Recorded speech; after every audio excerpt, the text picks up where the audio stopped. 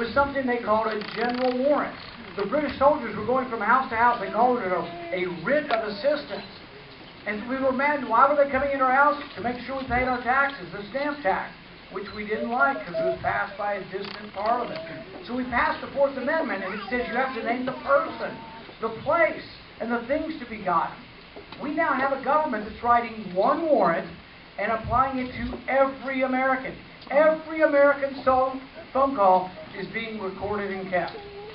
Now they say it's not the content, but the records of your phone call. All day long, where you are, what you've done is being recorded and collected by the government. While this is not primarily a state issue, this is something where if you have a candidate who believes in the right to privacy, who believes in the Fourth Amendment, and will say no to a federal government spying on its citizens, that's Ken Cuccinelli.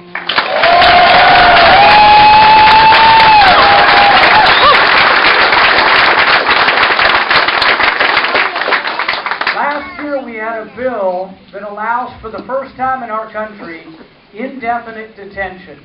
It allows an American citizen to actually be sent to Guantanamo Bay without a charge forever. No jury trial. This is something we fought 800 years for. I had a debate, unfortunately, with another Republican on the Senate floor, and I said incredulously, an American citizen could be sent to Guantanamo Bay without a trial? And he said, yes, if they're dangerous. Wow. I said, sort of begs the question, doesn't it? Who gets to decide who's dangerous and who's not? In Virginia, you got something. Your state government stood up and passed a law and said no to the federal government. No indefinite.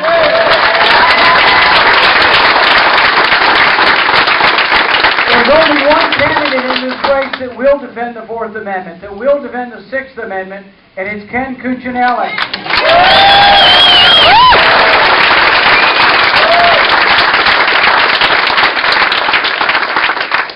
And I don't know about you, but once Nanny Bloomberg gets his foothold down here,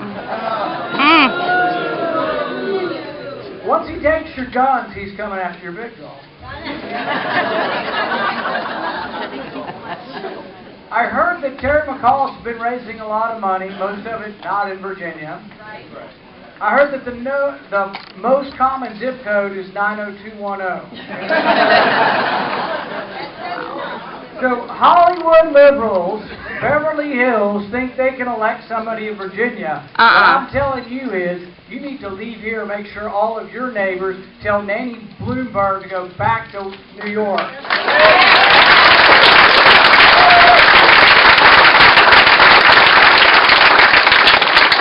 The bottom line is, this is about growth and jobs, and it's about two competing visions.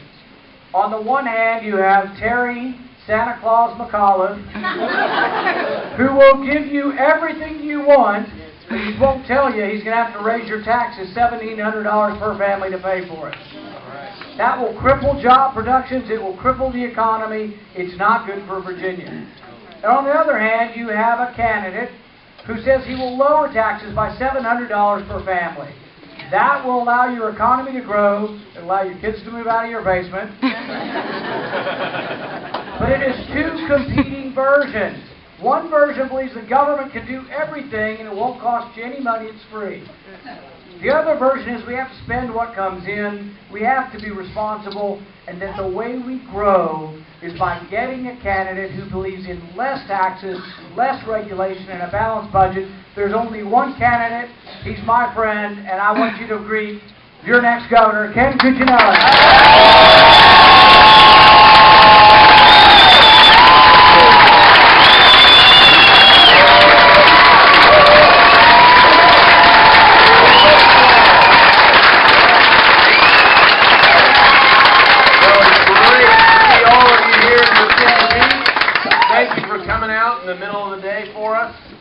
I visited with the puppies out back on the way in. There were plenty of them. Jim Cohen's got plenty of puppies going, so if you want a golden retriever, there's one back for you. But they don't think a lot, but they sure are cute. And they don't make plans, but they sure are cute.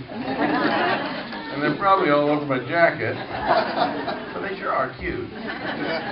You all watched the debate Thursday? Yeah. In that debate, we talked about plans for that tax cut Senator Paul just told you about, and how we're actually going to do it. There are 4 parts to it. Wow. Bringing down your personal income tax, the business income tax, and lowering government spending growth,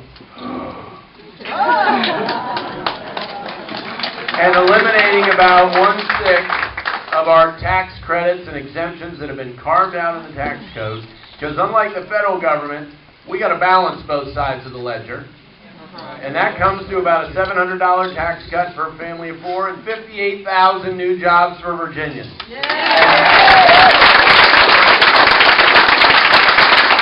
And my opponent believes government is the answer to everything, and he can't walk in a room without promising them something. He can't do it. And we've added up the promises that we can, and it adds up to over $1,700 of taxes for a family of 4. That's a job-killing approach to growing government. Actually, growing government is a job-killing approach. And his solution to every challenge is more government. You know, a lot of Republicans, I know most of y'all probably are, I hope there's a lot of others, we talk about limited government all the time. Well, what does it mean? What does it mean? In the real world, what does it mean?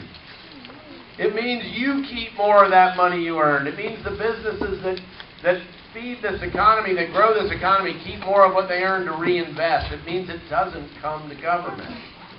It stays out in the private sector.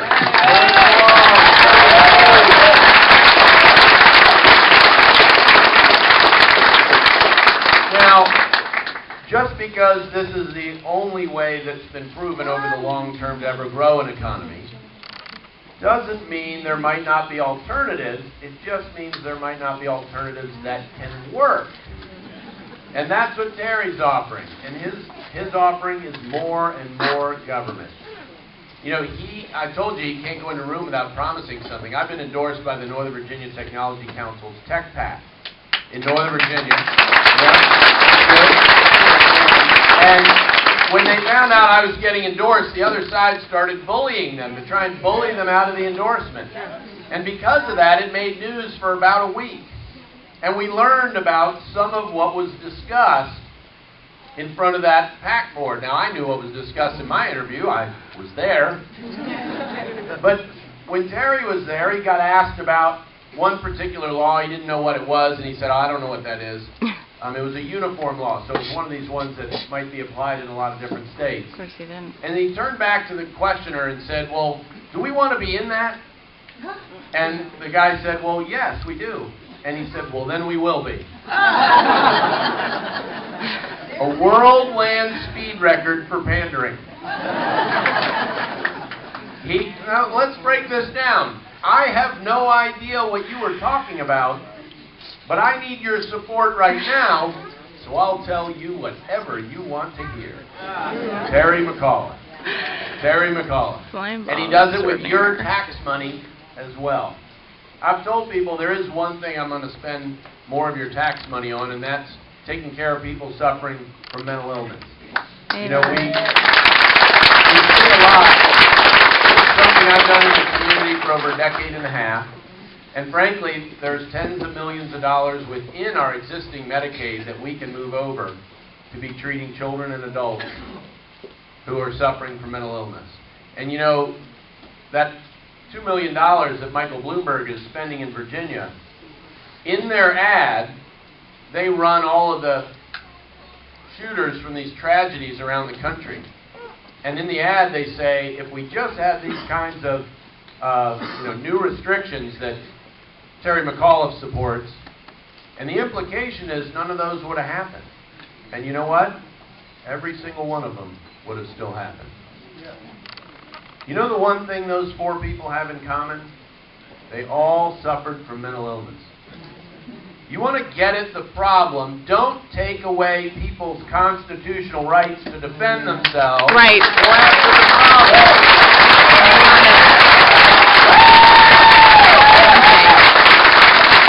And I've been going after that problem for a long, long time.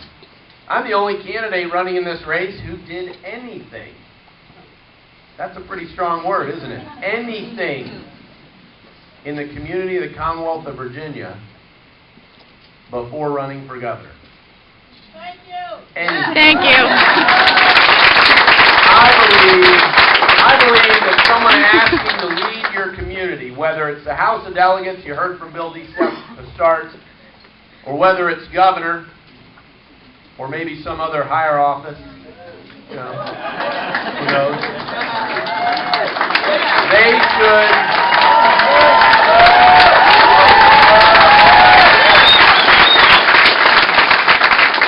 They should have demonstrated by their actions, Yes. not their words, that they care about the people of that community. Right. Yes. When I was an engineering student at UVA, I started a first of its kind organization to fight sexual assault. It's still functioning there, and that is still a serious problem at our universities. I'm Thank the you first for person defending running for women. governor to make part of his higher ed plan attacking sexual assault at our universities. Amen. I'm still there fighting that fight. Amen. More than 20 years later. Yes, that's what we need. When I went home after college to Northern Virginia, I started working to prevent juvenile delinquency. Yes. When I was in law That's school, good worked too. the overnight shift in the homeless shelter there in Arlington one winter. And after I got my feet under me as a lawyer, that's when I started working with people suffering from mental illness.